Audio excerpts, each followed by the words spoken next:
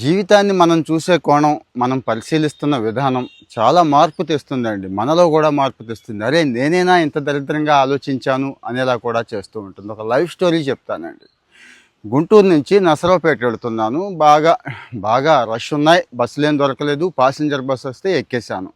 పిడుగురాళ్ళ ఆ ప్రాంతంలో ఒక పెద్దావిడ ఎక్కిందండి. బాగా తలంతా తెల్లగా అయిపోయింది. ముగ్గుపొట్టు అయిపోయింది. తల ఎంత తెల్లగా ఉందో మనిషి కూడా అంత నల్లగా ఉంది. Almost all వంగిపోయిందండి. 70 ఏళ్ళు పైనే ఉంటాయి. సరే ఏం చేస్తాం, ఎవరమైనా కానీ సీట్ అయితే ఇచ్చేసి నేను వెనక్కిపోయాను. ఆవిడ హాయిగా కూర్చుంది. నసరావుపేట వచ్చేసింది. నేను వచ్చి చూసుకుంటే నా క్యారేజ్ బ్యాగ్ లేదండి. క్యారేజ్ బ్యాగ్ లేదు. ముందైతే బాగా చిరాకు పడతాం కదా, అలాగే చిరాకు పడతాను. 1-2 బూతులు కూడా వచ్చేస్తాయి కదా నోటితో. కానీ ఆఫీస్కి వెళ్ళాక కాస్త తీరిగ్గా స్థిమితంగా ఆలోచించాను ఎందుకు ఇలా జరిగింది అని. అక్కడ నా ఆఫీస్ బ్యాగ్, ల్యాప్టాప్ బ్యాగ్ అండి. ల్యాప్టాప్ అంటే మీకు తెలుసు, మ్యాక్బుక్ ఉంటే ఎంత ఉంటుందో, 2-3 లక్షల వాల్యూ కదా ఒక ఆఫీస్ బ్యాగ్. అందులో ఇంకేమేమి ఉంటాయో తెలుసు మీకు. దాంతోపాటు క్యారేజ్ బ్యాగ్. ఆవిడ క్యారేజ్ బ్యాగ్ ఒక్కటే పట్టుకెళ్ళిందండి. ల్యాప్టాప్ బ్యాగ్ తీసుకెళ్ళలేదు, అది అలాగే ఉంది.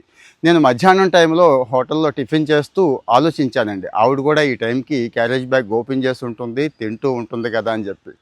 నాకు తర్వాత అనిపించింది, అరే అంత వయసున్న ఆవిడని నేనే అడుగు ఉండాల్సిందేమో, అసలు తిందా లేదా అని చెప్పి ఒక 50 రూపాయలు ఇచ్చి ఉండాల్సిందేమో, నాదే పొరపాటు కదా అనిపించింది. భోజనం బ్యాగ్ ఆవిడ తీసుకెళ్ళినందుకు బాధ అనిపించలేదు, కానీ కాస్త సంతోషం అయితే అనిపించిందండి. అప్పటి నుంచి అలా ఆలోచించిన దగ్గర నుంచి సంతోషంగా అనిపించింది. ఎందుకంటారా, మహా అయితే 300-400 ఉంటుంది ఆ బ్యాగ్, కానీ ఆవిడ కడుపు నిండా తింది.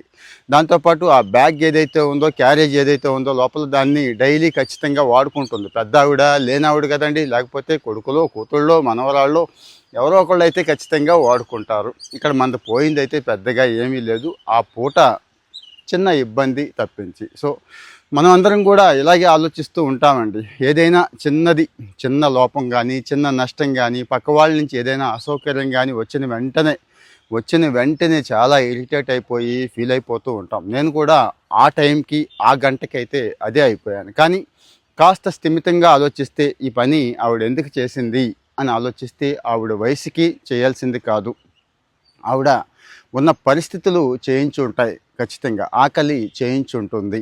మీకు కూడా ఇలాంటి సంఘటనలు, కాస్త చిత్రంగా అనిపించే సంఘటనలు ఏమైనా ఎదురైతే, మీ అనుభవంలో ఏవైనా ఉంటే ఖచ్చితంగా ఇక్కడ మెన్షన్ చేయండి.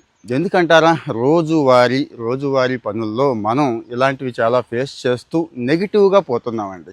ఎవరికి వాళ్ళం నెగిటివ్గా పోతున్నాం తప్పించి, కాస్త ఆలోచన మారిస్తే ఆలోచించి చూడండి. ఒక్కసారి కామెంట్లో ఒపీనియన్ చెప్పండి. Thank you.